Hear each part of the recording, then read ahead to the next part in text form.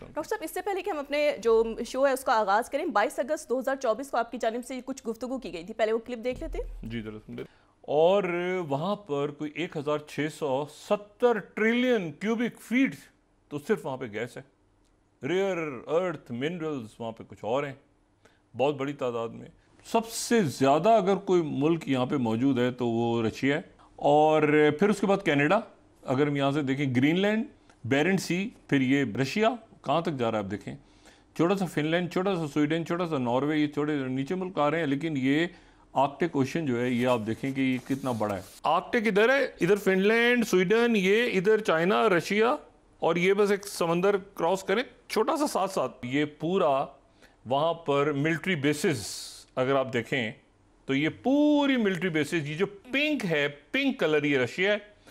और उधर जो है वो कनाडा है, और दरमियान में आर्कटिक है। ये वो जगह है जहां से सबसे जल्द रशिया न्यूक्लियर मिसाइल्स फेंक सकता है अमेरिका पे, अलास्का पे। पैसिफिक में नहीं, यूरोप से भी नहीं, आर्कटिक ओशन वो जगह है जहां से रशिया, वो देखें ऊपर, ठीक है,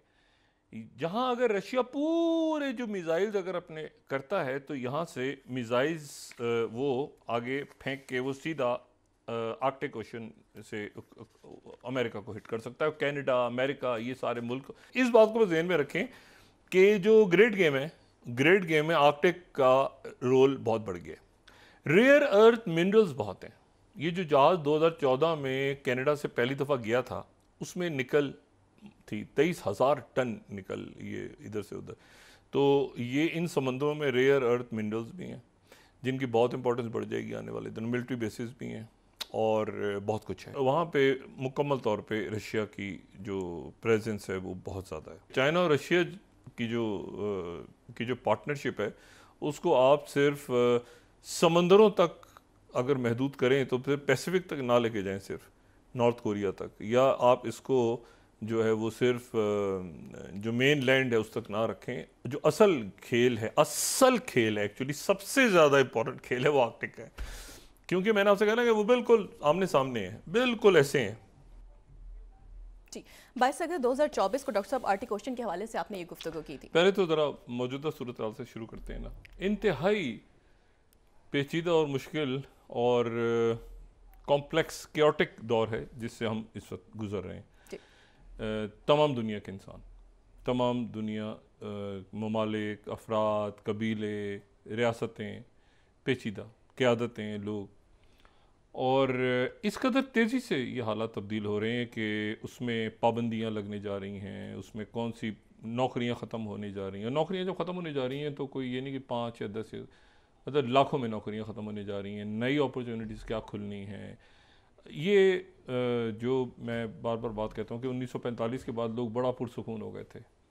फिल्में आ रही हैं, गाने बन रहे हैं, कोई बाहर का वीज़ा लेके जा रहा है, आसानी से मिल गया, पासपोर्ट बन गया, जी बड़ी बात है, 2 मिनट में पासपोर्ट बन गया, टिकट लिया, वीज़े के बगैर पहुंच गए वीज़े, और जॉब मिल रही है, बहुत से इश्तहार आ रहा है, अप्लाई किया आपने, जॉब मिल ली, चले गए बाहर, पैसा मिल भेज रहे हैं। वो एक दुनिया जो है, घर बना लिया, शादियाँ हो गई, एक सिस्टम फैमिलीज़ का भी था। उसके बाद अदारे भी उस तरह चल रहे थे, मुल्क भी उसी तरह चल रहे थे, कंस्ट्रक्शन हो रही हैं, जब ज़रूरत है जी इंजीनियर्स की, अब ज़रूरत है जी मज़दूरों की। अब ये आहिस्ता आहिस्ता आहिस्ता आहिस्ता आहिस्ता ये सारा का सारा सिलसिला जो है ये रैप अप हो रहा है पूरी दुनिया में, और उसके बाद दुनिया एक नई शक्ल लेगी, और वो क्या शक्ल ले रही है या ले चुकी है या किस तरफ जा रहे हैं हम, ये एक क्योटिक दौर से हम गुजर रहे हैं बशमूल पाकिस्तान के। और पाकिस्तान में अगर हमने 3-4 मामलात को, मेरा अपना ख्याल ये है कि हम बहुत वक्त ज़ाया कर चुके हैं, ऑलरेडी बहुत वक्त ज़ाया कर चुके हैं, क्योंकि जो मेन स्ट्रीम दुनिया के जो बड़े फैसले हो रहे हैं उससे शायद हम अपने आप को अलग करके 7 से 9 से 10 वाले जो बयानात हैं और ख़बरें हैं उसमें अपने आप को उलझा रहे हैं। हालांकि बड़े ग्रेटर गेम्स जो हैं वो इस वक्त चल रहे हैं, और अगर उनको अपने नज़रअंदाज कर दिया तो कुछ अरसे के बाद जो हमारी एलीट क्लास है, जिसका ख्याल है वो यहाँ से निकल के दूसरे मुल्कों में निकल के सेटल हो जाएगी, मुश्किल होगा उनके लिए, मुश्किल होगा। तो बराह करम हमारे जो एलीट है वो, और एलीट परेशान है, ये मैं आपको बात बताऊं, एलीट क्लास सबसे ज़्यादा परेशान है इस वक्त, और उनको ये समझ नहीं आ रही कि उन मुल्कों में उन्होंने सरमायाकारी की हुई है तो क्या वहाँ पर वो सारा जब्त हो जाएगा पैसा आने वाले दिनों में। पासपोर्ट कैंसिल हो जाएंगे, क्या होगा, राइट विंग पार्टी जीत रही हैं यूरोप में, अमेरिका में वो ग्रीन कार्ड्स ख़त्म कर रहे हैं, क्या होगा, कैसे होगा। तो बहुत कुछ ऐसा है कि जो है वो उन्होंने जाहिर भी नहीं किया। वो बाहर जाते हैं, वो कभी वो दौर भी नहीं कि बैठे बैठे आप यहाँ से पैसे ट्रांसफ़र कर लें फलानी जगह, वो भी रुक रहा है। तो एलिट भी परेशान है। तो उसको बेहतर ये है कि अपनी जड़ों के ऊपर ध्यान दे, यानी जो मुल्क के मसले हैं। और मुल्क के मसले जो हैं वो इस वक्त सबसे बड़ा मसला तो ये हार्डकोर टेररिज्म दोबारा जो सर उठा रहा है, और इसको सेपरेट करें आप पॉलिटिक्स से बिल्कुल सेपरेट करें, और इसको हार्डकोर टेररिज्म से आप बिल्कुल सेपरेट करें। और हार्डकोर टेररिज्म में भी आप देखें कि जब हार्डकोर टेररिज्म का नैरेटिव बिल्ड आप प्रॉपर कर लिया है आपने नैरेटिव, अभी तो पॉलिटिकल नैरेटिव भी नहीं बिल्ड हो रहा ना मुल्क में, तो टेररिज्म का नैरेटिव कैसे बिल्ड होगा कि आप कैसे सेपरेट करें। और सेपरेट अगर टेररिज्म का नेटवर्क और ये नया नॉर्म ना बन जाए, कहीं ये नया नॉर्म ना बन जाए कि इतने लोग शहीद हो गए, इतने मजदूर शहीद हो गए, इतनी सिक्योरिटी, इसको लोग नॉर्मल ना लेना शुरू कर दें, ये भी एक बहुत बड़ा इशू है। तो बराए करम उसको तवज्जो दें कि जो जाने जा रही हैं, जो लोग जो इश्यूज़ हैं, और पॉलिटिक्स को अलग करें जी। और उसके बेशुमार रास्ते हैं, ऐसा नहीं है कि रास्ता नहीं है, लेकिन मैंने आपसे कहा ना कि कई लोग ऐसे हैं इस दुनिया में जिनकी बका जो है वो जंगों पे है। जंगें होंगी तो उनका काम चलेगा, झगड़े होंगे तो उनका काम चलेगा। ये पाकिस्तान की बात नहीं, पूरी दुनिया में ऐसे ही है, जंगों पे ही वो चलते हैं, क्योंकि सुकून हो जाएगा तो उनका काम खत्म हो जाएगा। ठीक है, वो मुजाहिरीन के खिलाफ करेंगे, एनजीओज कैसे बनेंगी, मतलब हर जगह पर है होंगे वो पुरसकून, लेकिन काम उनका जगहों भी चलेगा। तो अगर मिसाल के तौर पे कहीं इंसर्जेंसी हो रही है, एक तो पॉलिटिकल मुतालबात हैं, पाकिस्तान की बात नहीं, ऐसी किसी मुल्क में पॉलिटिकल मुतालबात है, पुरअमन मुजाहरा हो रहा है, वो आपको बुरे लग रहे हैं और आपके इख्तलाफ है, लेकिन आप उनको एक पॉलिटिकल पार्टी बना दें रजिस्टर्ड। मैं पाकिस्तान की बात नहीं कर रहा, एक मिसाल पूरी दुनिया की, आप उनको political party registered political party बना दें, उनसे कहीं इलेक्शन में रजिस्टर हो, आप बहुत पॉपुलर हैं, आप इलेक्ट होकर आ जाएं और कौमी धारे में ले आए उनको, और आप कहें कि मसला हल करो, ये पैसे लो, ये मसला हल करो, और जो इश्यूज़ हैं वो रिजॉल्व करो। लेकिन ये यूँ मुश्किल हो जाता है क्योंकि जो दूसरे बैठे हैं उनका काम ये है कि ये लड़ते रहें आपस में, वो अंदर विधि नहीं होंगे और ये लड़ते रहेंगे आपस में, शहादतें होती रहेंगी, पैसा खाया जाता रहेगा, सब कुछ होता रहेगा। ये पूरी दुनिया की मैं बात कर रहा हूँ, पाकिस्तान स्पेसिफिक नहीं। वरना देखें ना, एक जगह पे एक पॉलिटिकल मामला है, वो जो पॉलिटिकल लोग हैं वो एक मुतालबा लेके चल रहे हैं। अब उनके सामने दो रास्ते हैं, या तो ये कि सियासी लोग उनकी बात सुनेंगे, वरना वो असला उठा लेंगे। अब आप दरमियान में सोच के कह रहे हैं कि यार इनको इस तरफ धकेलो कि असला ही उठाएं, इनको इस सियासी धारे में नहीं लाओ। सियासी धारे में लाएंगे दुकानें बंद हो जाएंगी, बहुत से लोगों की जो बीच में फ़ायदा उठा रहे हैं, उससे उस झगड़े से फ़ायदा उठा रहे हैं। अगर मजदूरों की शहादत हो रही है, अगर सिक्योरिटी फोर्सेस की शहादत हो रही है, अगर पुलिस वाले जानों से जा रहे हैं, अगर वहाँ पे सिविलियंस, मैं तो सिविलियन और सिक्योरिटी एक ही हैं, पाकिस्तानी हैं सारे, या पाकिस्तान से हट के कहीं भी, अब दरमियान में है, तो आप उनको या तो असला उठाएंगे या वो उनके मुतालबात सुने जाएंगे। अब मुतालबात सुनने के लिए आप यहाँ से 100,000 या तो लोग लेकर आ जाएं और वो उनके मुतालबात पे बैठें, या आप उनसे कहेंगे भाई क्या मसला है, आप ऐसा करें, आप आपके मसाइल का हल है, ओके जो मसाइल का हल है, ये हमारे ये इशूज़ हैं, ये इशू दो इशू, आप कहें अच्छा ऐसा करें, आप पॉलिटिकल पार्टी आप रजिस्टर कराएं, आप पावर में आए, आप वहाँ से सीटें जीतें और अपने इश्यूज़ को पॉलिटिकल धारे में ले आए उनको। मतलब आप क्यों लोगों को मजबूर कर रहे हैं कि वो एक तरफ निकल जाएं, आप पॉलिटिकल धारे में ले आए, और पॉलिटिकल धारे में लाएंगे तो वो लोग जो ऑलरेडी जिन्होंने असला पकड़ा हुआ हाथों में, तो उनका बयानी ख़त्म हो जाएगा, उनका बयानी ख़त्म हो जाएगा ना। वो उनको जो भी सपोर्ट कर रहा है, जो भी उनके पीछे है, जो भी उनको गैर मुल्की कुव्वतें उनको वेपन्स दे रहे हैं, वो आपकी जो डिसीजन मेकिंग है वो कहीं उनको मजीद ना धकेले उस तरफ, आपने उनको रोकना है। आप कहें कि बच्चे बात सुनो, क्या इश्यूज़ हैं तुम्हारे, बेटा क्या मसले हैं, क्या इश्यूज़ हैं, अच्छा बैठ के बात करो, बैठ के बात करते हैं, क्या मसला है भाई, ये मसला है जी मेरा, ये है वो है, अच्छा हल करते हैं इसको, देखते हैं क्या इश्यूज़ हैं। आप ऐसा करो कि ये पहले तो अपनी आवाज़ पहुँचाओ ना आगे, आवाज़ आपकी पहुँचेगी तो काम होगा ना, आवाज़ अपनी आगे पहुँचाओ, पार्लियामेंट में पहुँचो, सूबाई असेंबली में पहुँचो और पहुँचो। और वो ये कहना कि काम नहीं होता, वो रबड़ स्टैम्प पार्लियामेंट है, आप इलेक्शन में आओ और इलेक्शन फ्री एंड फेयर करवाते हैं, और उसमें आप आओ, इलेक्शन में आप आके अपने मसले सूबाई असेंबली में भी उठाओ, ज़्यादा हो सकता है कि वज़ीर आला बन जाओ, हो सकता है गवर्नर बन जाओ आगे जाके, और वहाँ जाके मसले अपने उठाओ, अपने इलाके पे जो फंड आ रहा है वहाँ पे आप खर्च करो। मतलब मैं एक मिसाल बता रहा हूँ आपको, 1000 रास्ते होते हैं जब आप निकालने पे आए ना, 1000 रास्ते होते हैं। या ये है कि आप छोड़ दें, ऐसी बयान देते रहें, ताज़ियत मज़म्मत, ये वो तबका है जो जंगों, जो लड़ाइयों से और जो मुल्कों से वफादार नहीं होते, जो इसके बस ये,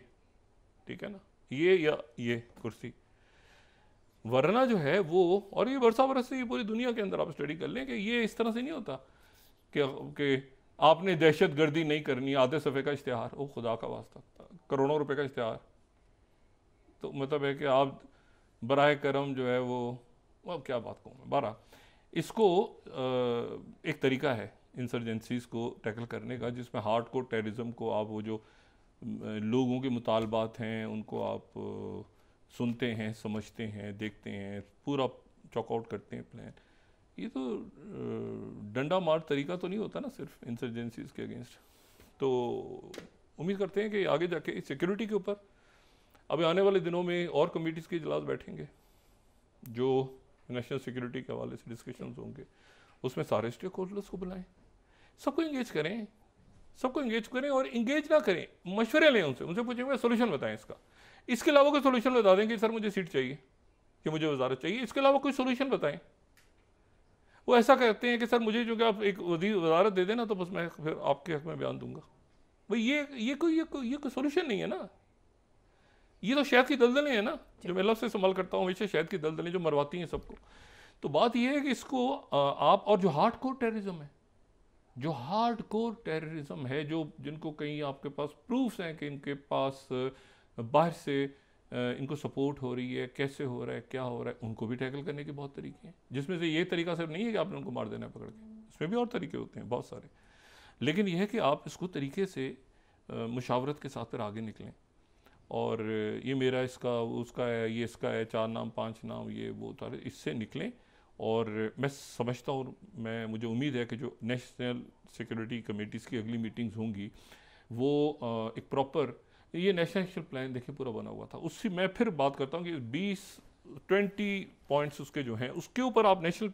एक्शन प्लान के आप ऊपर उसको सामने रख लें और देख लें इसमें कौन सी चीज़ हो रही है, कौन नहीं हो रही, और कौन ट्रबल मेकर है और कौन जो है वो उसमें जो है वो कहते हैं ना, वो मैं 12 बार कहता हूँ, पार्ट ऑफ सॉल्यूशन नहीं है तो पार्ट ऑफ प्रॉब्लम है, ठीक है। तो इतने बहुत सारे लोग बैठे हैं, वो उसका है, वो उसका जानने वाला है, ऐसे बैठे हुए लगे हुए हैं, और ये आपकी इकॉनमी,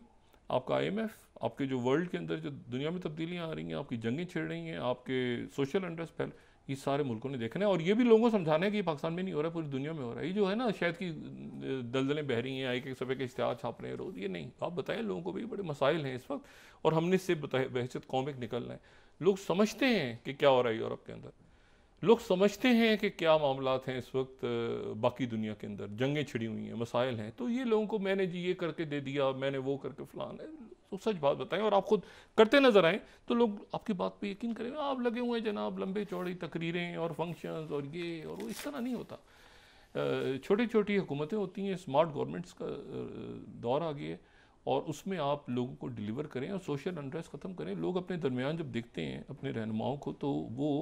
मतलब है कि दस्तरखान पे बिठाए बैठने का होगा, दस्तरखान की अपनी बात है, और कुर्सी पे बैठे हैं और कुछ नीचे बैठे हैं, एक तख्त है और एक नीचे खा रहे हैं लोग, बड़ा फ़र्क है। बहरहाल दस्तरखान पे आ जाएं सारे तो बेहतर है, तो मामला जल्दी हल होंगे। ये जो बात मैंने आर्कटिक की थी, अब ज़रा आ जाएंगे दुनिया में जंगें कैसे तेज़ी से, और इतने पेचीदा हालात हो रहे हैं कि उसको आप के लिए डॉट्स कनेक्ट करना मुश्किल होता है हर रोज़। अच्छा, अब जनाब ये आर्कटिक कहाँ से आ गया दरमियान में? हम तो बात कर रहे हैं गज़ा की, हम तो बात कर रहे हैं ये यूक्रेन जंग की, और हम तो बात कर रहे हैं ये सिग्नल चैट लीक हो गया और ये सारा हो गया। अब जनाब आज जो है वो अब इसको डॉट्स कनेक्ट करेंगे ना तो पाकिस्तान के हालात तक आएंगे। कभी ये डॉट्स कनेक्ट नहीं करेंगे, मैं हमेशा ही बात कहता था कि खित्ते और दुनिया के हालात और वाक़यात तय करेंगे कि पाकिस्तान में आगे क्या होगा, क्योंकि इमरान खान की बात एक ब्लैकआउट होगा, पॉलिटिकली टोटल एक ब्लैकआउट होगा, ब्लैक होल होगा, बल्कि लफ्ज़ इस्तेमाल करता था। ब्लैक होल में किसी को समझ नहीं आ रहा होगा क्या करें क्या नहीं करें, जो अभी ब्लैक होल में फंसे होंगे, अभी से जल्दी निकलें आप। और इसके बाद व्हाट नेक्स्ट, ठीक है ना, आपने आगे देखना है जाके, और इसका सारे स्टेक होल्डर्स बैठे हैं और बैठ के तय करें। सबसे बड़े स्टेक होल्डर तो आवाम है। अब आर्कटिक क्वेश्चन कहाँ से ले आया था मैं अगस्त 2024 में, वो आज जो है शुरू करते हैं, गज़ा पे ख़त्म करते हैं इसको। लेकिन आप देखें हैरान कुन, इंतहाई हैरान कुन और पेचीदा हालात।